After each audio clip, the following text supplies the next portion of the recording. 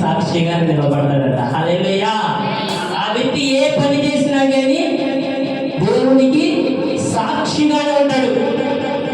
ఆ వ్యక్తి ఏ స్థితిలో ఉన్నా కానీ సాక్షిగా నిలబడతాడంట. ఆ వ్యక్తి ఎటువంటి బలహీనతలో ఉన్నా కూడా సాక్షిగా నిలబడతాడు. ఎందుకంటే ఆ వ్యక్తి పరిశుద్ధాత్మతో నింపబడినవాడు. మౌనంగా ఉంటాడు ఆ వ్యక్తి.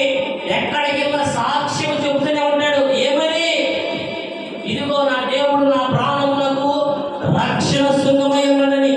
ఒక తల్లి గారు నాకు బాగా తెలుసు, బాగోలేదు, ఆమెకి హాస్పిటల్లోకి వెళ్ళింది. ఏం చేసిందండి? బాగోలేదు, హాస్పిటల్లో ఉంది.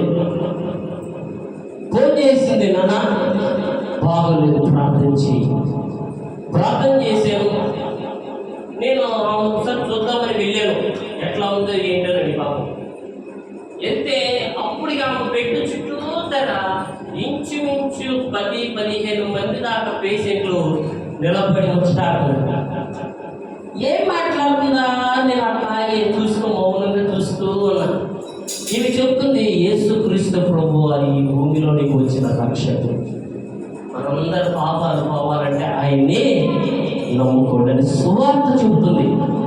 పాస్టర్గా ఇలాంటి ఒక విశ్వాసి. ఆమె వెళ్ళిన బలహీనత రోగముతో వెళ్ళింది హాస్పిటల్కి. ఆ బాధ పడుతుందా అంటే లేదు. అక్కడికి వెళ్ళినా కూడా ఏం చేస్తుంది? సాక్ష్యము చెబుతుంది. హల్లెలూయా. ఇక్కడేమన్నా బుద్ధిగంతము వరకు సాక్ష్యమై ఎందుకు?